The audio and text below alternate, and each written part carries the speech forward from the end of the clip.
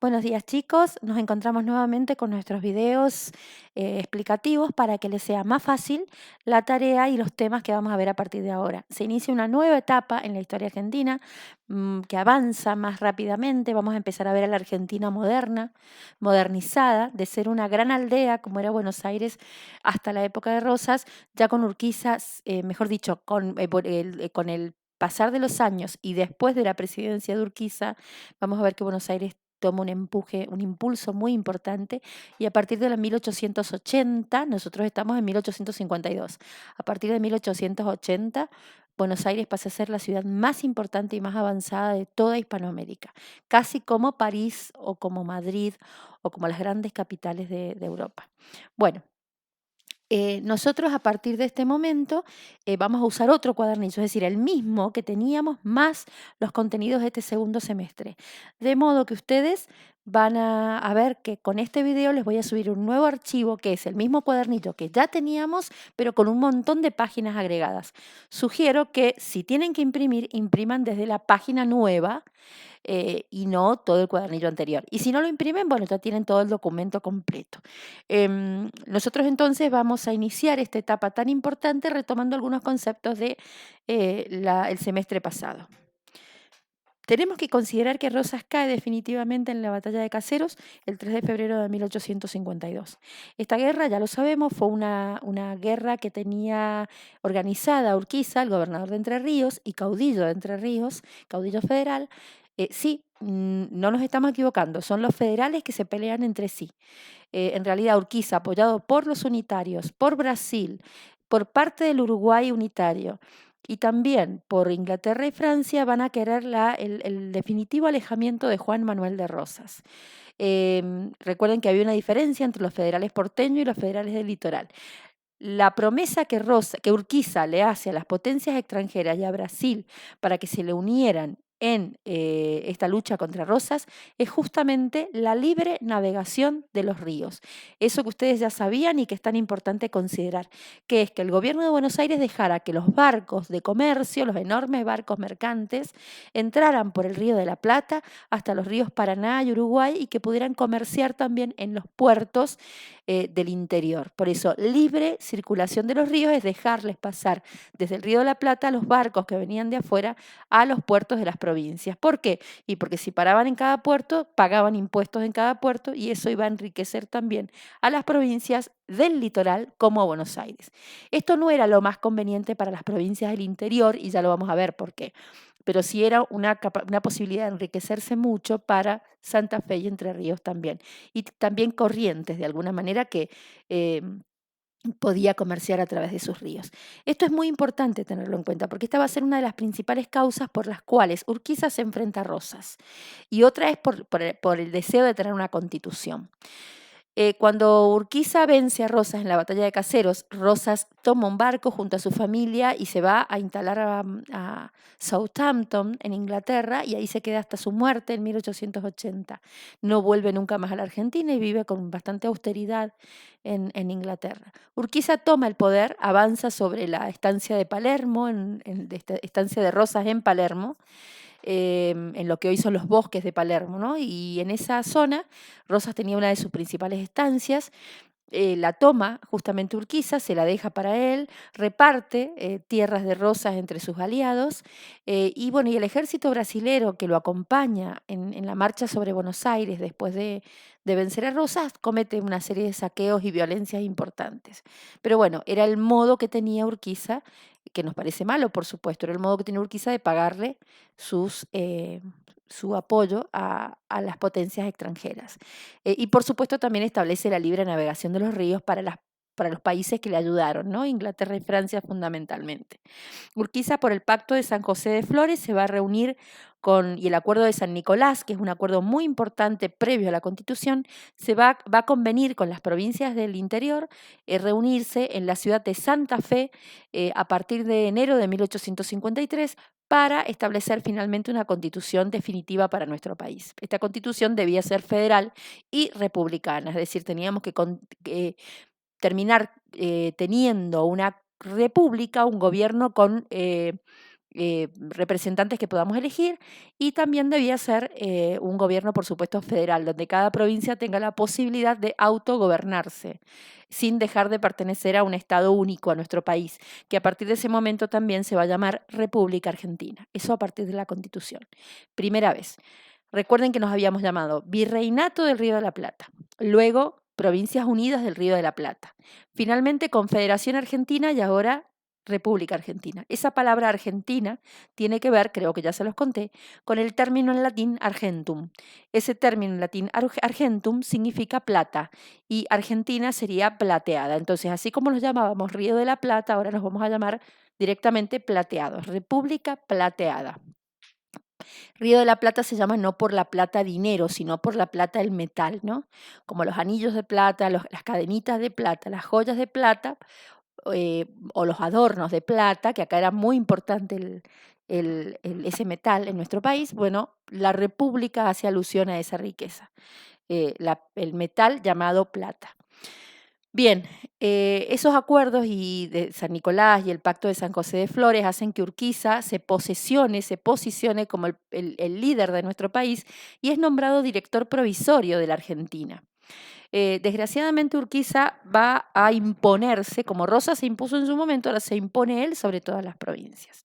Entonces vamos a ver que finalmente Buenos Aires entra en alianza con este gobierno federal, pero poco a poco Buenos Aires va a ser va a desarrollarse en forma individual, se va a apartar de la Confederación y no va a mandar a los diputados a ese congreso en Santa Fe.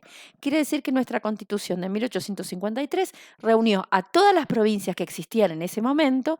Recuerden que no estaba ni Formosa, ni Chaco, ni La Pampa, Mendoza estaba hasta un poco más de la mitad. Y Buenos Aires, por supuesto, la mitad norte y la mitad sur no se había no estaba todavía con ciudades fundadas ni civilización. Entonces, ese era el país que teníamos hasta ese momento.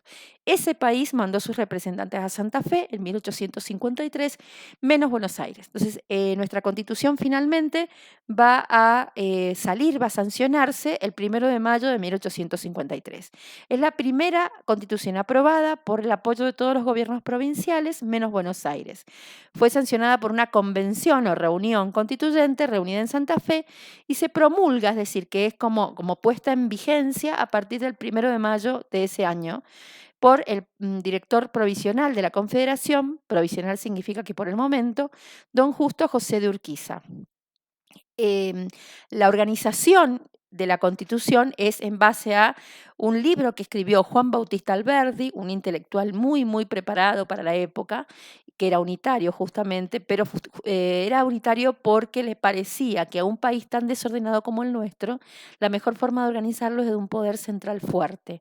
Entonces, las bases y puntos de partida para la organización política de la República Argentina, que fue el libro que él escribió, también basándose un poco en la Constitución de los Estados Unidos, es lo que se toma como modelo para escribir nuestra Constitución. Y esa Constitución nuestra tiene una cláusula, un punto muy importante, que es el artículo 1, que dice que la República Argentina o la Argentina toma para su gobierno la forma representativa, republicana y federal. Esto es súper importante. Y además esto se proclama en forma enfática, es decir, no vamos a hablar más ni de monarquías posibles, ni de ningún otro tema, y además que la organización del país va a ser en forma federal. Cada provincia se gobierna por sí misma, siempre dependiendo del gobierno nacional. Quiere decir que, como lo de que dijo esta noche el presidente, que en todo el país, por un decreto suyo, el presidente de la Nación prohíbe las reuniones sociales hasta el 15 de agosto, bueno, eso se debe obedecer en todas las provincias del país. ¿Por qué? Porque lo dice el presidente. Pero hay muchísimas decisiones que las toma la provincia por sí sola. Y eso el presidente no puede meterse. Pero en cuestiones de peligro para la sociedad como este del COVID-19, el presidente puede disponer una medida para todas las provincias.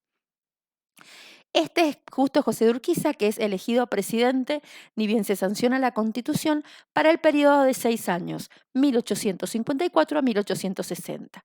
Entrerriano, un hombre sumamente rico de posesiones, ¿no? Tenía una estancia muy importante que se llamó el Palacio de San José. En esta imagen está justamente en ese palacio, que fue la primer casa del país que tuvo agua corriente. Es decir, desde algunas fuentes que a su vez traían el agua del río, y seguramente pasaría por algún proceso un poco precario, pero algún proceso de purificación, el agua iba a través de tubos, de tuberías, hacia dentro de la casa para que en la casa uno pudiera tener agua con el sencillo movimiento de abrir un surtidor. Lo que para nosotros hoy es súper común, para la casa de Urquiza era toda una novedad y fue una novedad para todo el país. Este es el Palacio de San José, que está en Entre Ríos y que es la casa donde vivía Justo José de Urquiza con sus 17 hijos, los 17 hijos que tuvo, y su esposa, aunque tenía hijos ilegítimos con otras mujeres, naturalmente.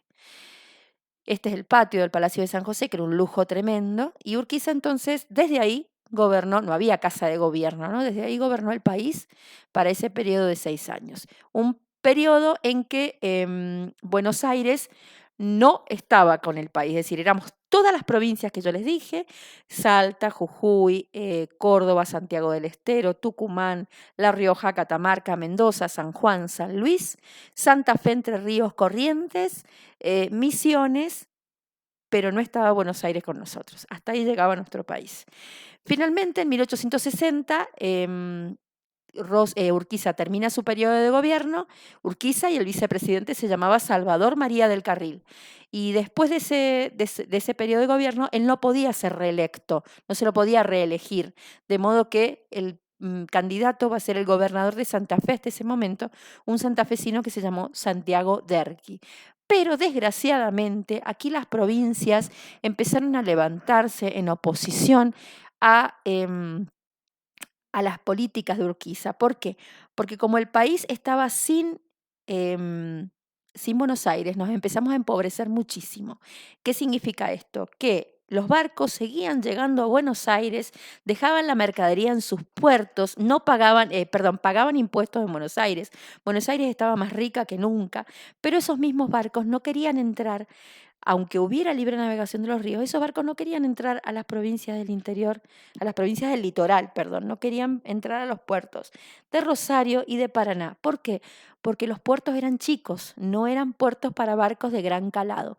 ¿Qué significan los barcos de gran calado? Barcos que tienen su proa, para decirlo de alguna manera, una gran profundidad, y necesitan que esa parte del río sea bien profunda para no encallar, para no chocar contra la profundidad del río. Entonces, como no estaban preparados para grandes barcos, esos barcos no querían llegar hasta el interior. Y los pocos que llegaban no les convenía. ¿Por qué? Y porque en Buenos Aires vendían mucho más y más variado, y en las provincias no tanto. Entonces, Urquiza, ¿qué hizo? Estableció una ley de derechos diferenciales, diciendo que los barcos que entraran directamente al puerto de Paraná o de Rosario iban a tener una tarifa preferencial, iban a pagar diferente, iban a pagar con beneficios, ¿no? Y los barcos que directamente pasaran primero por Buenos Aires y descargaran ahí, no iban a tener ese beneficio, y las mercaderías que seguramente iban a entrar por tierra desde Buenos Aires a Santa Fe y Entre Ríos iban a pagar un impuesto más alto.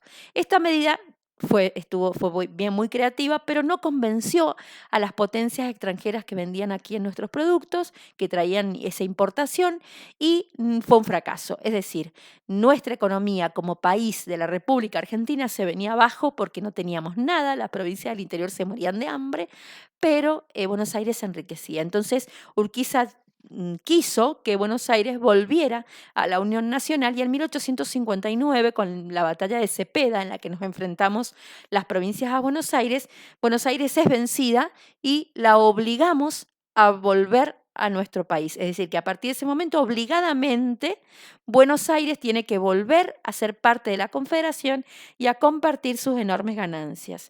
Esto provocó enojos en Buenos Aires, por supuesto, pero además el levantamiento de los caudillos que aún quedaban en el interior, como el Ángel Peñalosa, Ángel Vicente Peñalosa, llamado el Chacho, que era un caudillo riojano que también quería combatir todo este totalitarismo, y que si bien apoyaba a Urquiza en un principio, le quitó su apoyo, como también los caudillos, otros caudillos como López Jordán y Felipe Varela, que se dan cuenta que Urquiza los traiciona también, porque es un federalismo que busca el beneficio solo de las provincias del litoral. Entonces ahí la cuestión empieza a complicarse, tenemos un escenario bastante triste para el pobre Santiago Derqui, que era un hombre casi sin poder. El verdadero poder lo tenía Urquiza y para colmo en Buenos Aires surgen dos partidos políticos. Dentro de los unitarios, que ya no se van a llamar más unitarios, sino que van a formar el Partido Liberal, empieza a haber una división. Por un lado están los autonomistas, que querían que Buenos Aires siguiera su caminito por sí sola, y por el otro lado están los nacionales. Este partido autonomista va a estar liderado por eh, Alsina, Adolfo Alsina. Y el Partido Nacional estaba liderado, mandado por una persona que vamos a empezar a nombrar ahora y lo vamos a nombrar por todo el año, que es Bartolomé Mitre. Bartolomé Mitre era un joven, muy jovencito, que había trabajado en la estancia de Rosas y su familia, es decir, él había estudiado luego, y su familia había alcanzado cierta importancia gracias a el papel político, unitario por supuesto, y profesional como abogado y periodista y político de Bartolomé. Bartolomé Mitre va a fundar el diario La Nación, que es un diario que sigue hasta el día de hoy y está en manos de la familia Mitre. Pero es un personaje político muy importante y que para él lo mejor es que Buenos Aires vuelva a la unión de las provincias, pero que a su vez domine un poco y marque la línea política del país, es decir, volver a unirse pero mandando. En esto va a enfrentarse con Santiago Derqui. Para no hacerles muy larga la explicación, les cuento que este conflicto va a terminar en la batalla de Pavón de 1861. ¿Por qué en la batalla de Pavón? Acá tenemos a Bartolomé Mitre, les cuento que la imagen que ustedes ven es una foto, la imagen de la derecha. Es una foto, porque ya existían las fotos en la época, una foto de hombre mayor. Él era muy joven cuando fue presidente, tenía 30 y pocos años, pero tuvo una participación política tan larga y tan importante que hasta casi poco tiempo antes de su muerte se presentó como candidato varias veces a presidente. Bartolomé Mitre cuando eres presidente de 1862 a 1868. Funda, como les dije, el diario La Nación. En esta foto ustedes ven la primera página del primer número del diario La Nación, que sigue existiendo hasta el día de hoy. Es el diario actualmente más antiguo y más importante del país. Esta es la Argentina de 1853, como ustedes ven, con las provincias que estaban hasta ese momento. Perdón, Misiones no estaba todavía, estaba como parte de Corrientes, no era una provincia aparte. Em, y entonces, como les digo, por problemas en San Juan, porque había habido un asesinato del gobernador, entonces el presidente Derqui puso un interventor. Interventor significa el enviado del presidente para arreglar los asuntos de una provincia. Yo les dije recién que las provincias eran autónomas, que las provincias eran federales y que las provincias se mandan solas porque tienen una constitución, pero no pueden ir en contra, digamos, de una decisión presidencial que afecte a otras provincias. Entonces, este desorden en la provincia en que se mata un gobernador y hay un problema interno muy grave, una posible guerra civil, hace que obliga al presidente por constitución a intervenir y mediar. Él manda un interventor que también es asesinado y empiezan a culparse entre Buenos Aires y el país. Derqui ve que el instigador del crimen, es decir, quien estaba detrás de este crimen, había sido uno de los principales ministros de Mitre, que se llamaba, y ustedes lo conocen, Domingo Faustino Sarmiento, y que, oh casualidad, era sanjuanino. Y como a él le interesaba que la persona que estaba como interventora, el hombre que estaba como interventor en San Juan muriera, se lo culpó como instigador del crimen a Sarmiento. Mitre lo defendió en Buenos Aires y ahí se caldea la situación, se pone difícil la situación, la relación entre Buenos Aires y el presidente Derqui, y vamos a una batalla, que es la batalla de Pavón. Pero ¿saben lo que pasó acá? Y aquí vemos claramente la mentalidad de Urquiza, la mentalidad aprovechadora de Urquiza. Urquiza lo que hace es ir con el ejército de todas las provincias para enfrentarse en Pavón, en Buenos Aires, y cuando está por empezar la batalla, horas antes de empezar la batalla, el 17 de septiembre de 1861, Urquiza se retira con todo su ejército entrerriano y no participa de la lucha. Obviamente el ejército nacional, el ejército del país, digamos, que había confiado toda su tropa a Urquiza, una vez que no tiene líder, se queda como sin orden, sin ninguna orden de cómo actuar, y es vencida fácilmente por don Bartolomé Mitre. Dicen que esto fue un pacto secreto y oculto que tuvieron estos dos líderes antes de la guerra en contra de Derqui. Como ustedes ven, Urquiza traiciona a Derqui. Derqui, al conocer el resultado de la batalla de Pavón, renuncia también su vicepresidente y el país queda nuevamente sin presidente. Quien va a dirigir, por supuesto que Urquiza se retira a su provincia y separa a la provincia de Entre Ríos del resto de la Confederación. De modo que ahora tenemos un país sin gobernante, una provincia menos, Entre Ríos se separa y tenemos a don Bartolomé Mitre, que es el gran ganador de esta contienda. Entonces, naturalmente, va a ser elegido presidente para el periodo 1862-1868. Y por fin van a dominar el país los unitarios, que ahora se llaman liberales, para siempre, prácticamente para siempre. Un hecho importantísimo de la presidencia de Mitre que quiero que tengan en cuenta es nuestra participación en una guerra espantosa y vergonzosa en la que tuvimos actuación, que fue la guerra contra el Paraguay. El Paraguay era en ese momento la potencia más prometedora de la región.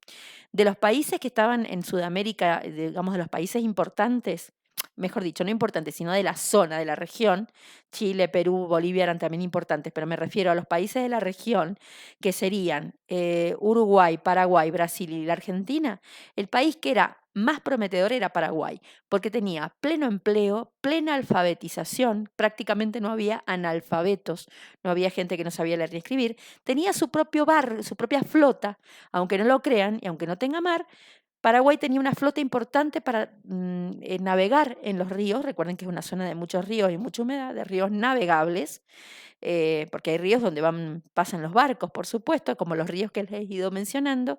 Y el Paraguay tenía una flota, tenía fábricas incluso, es decir, que había empezado una etapa industrial importante, había pequeñas fábricas, y era un país que estaba gobernado por un presidente que llevaba muchos años y que era don Solano López. Solano López era más bien de ideas federales, pero estaba, digamos, manejaba con mano muy firme el Paraguay y lo había aislado de alguna manera de los países de alrededor. ¿Por qué? Porque sabía que la influencia de Brasil o de la Argentina iban a ser nefastas para el Paraguay, que quería crecer en forma independiente y solitaria. Entonces a Brasil esto le molestó profundamente porque le parecía que era un ejemplo que no tenía que contagiar ni a Brasil ni a la Argentina. Era un modelo de país muy, muy ordenado, de mucho progreso y que se abastecía por sí mismo sin deberle plata a nadie. Nosotros le debíamos plata a Inglaterra y era una suma bastante importante desde la época de Rivadavia. Y Brasil también. Brasil tenía un imperio en ese momento. Estaba el emperador Pedro I. De modo que Brasil quiere que la Argentina participe. Mitre le parece interesante aplastar al Paraguay, que daba este ejemplo de país independiente y progresista. Y por supuesto que se van a aliar también los uruguayos en lo que fue la Triple Alianza, Argentina, Brasil, Uruguay contra el Paraguay. En esa guerra vergonzosa en la que participamos, la gente del litoral no quería participar, porque para la gente del litoral era más querido el Paraguay que Buenos Aires. Entonces, participar en una guerra que les parecía eminentemente porteña les parecía una vergüenza, de modo que muchísima gente desertó. En esa guerra fue el mismo presidente a combatir. En esta foto que vemos acá está en Paraguay con sus soldados, fíjense la ropa, y esto es una foto, no es una pintura, y desgraciadamente aplastamos, en la guerra del Paraguay, aplastamos al Paraguay y lo dejamos empobrecido para siempre. Este cuadro muestra un poco, ¿no? Lo que quedó del Paraguay, todo destrozado, las fábricas desaparecieron, el país se tuvo que endeudar para levantarse de nuevo. desapareció la mayor parte de la población masculina que tenían en edad activa, es decir, los hombres adultos jóvenes y los adolescentes desaparecieron, fueron matados en la guerra, quedaron solo niños y los ancianos también murieron, entonces niños y mujeres, y fueron las mujeres, por eso la mujer paraguaya es tomada como ejemplo de esfuerzo. La mujer paraguaya es la que tuvo que levantar el país, las mujeres, del desastre en la que nosotros, los argentinos, brasileros y uruguayos, lo dejamos.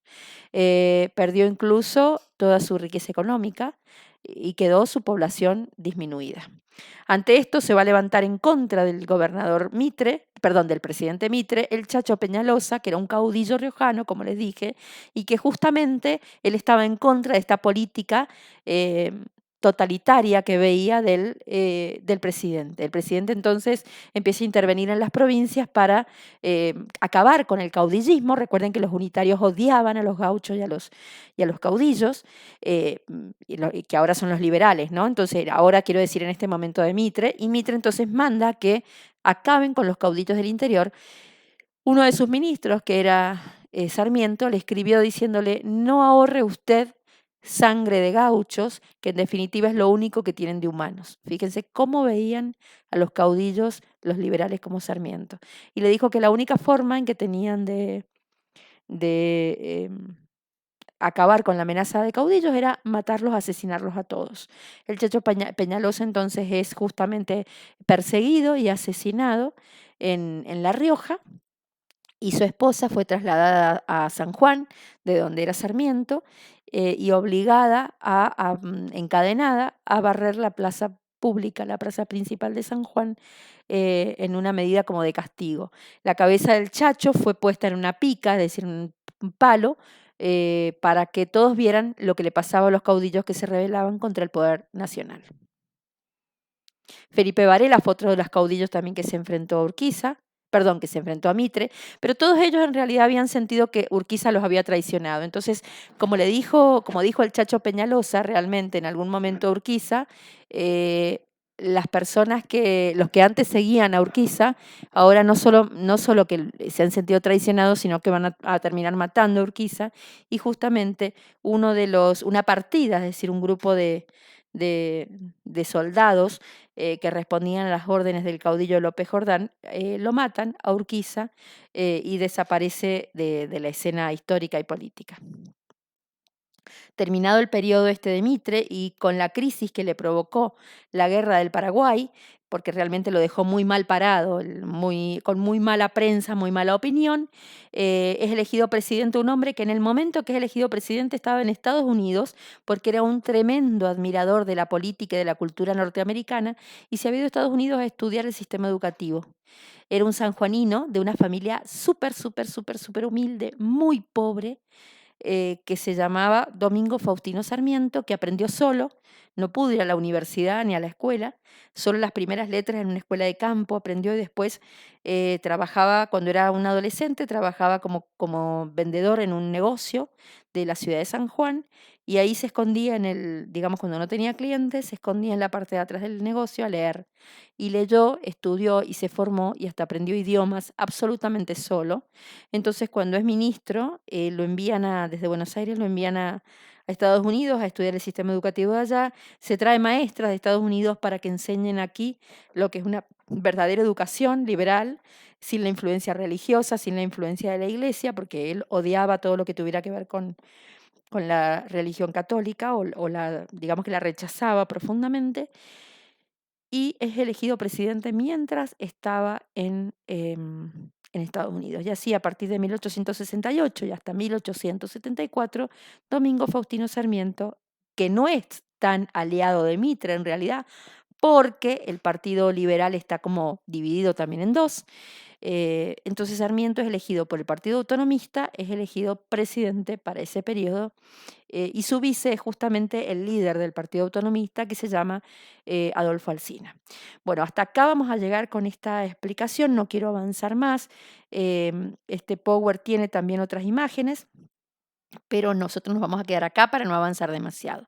Bueno, espero que hayan entendido, y cualquier cosa a través del WhatsApp o de los mensajes privados en Edmodo, ustedes me pueden consultar lo que necesiten.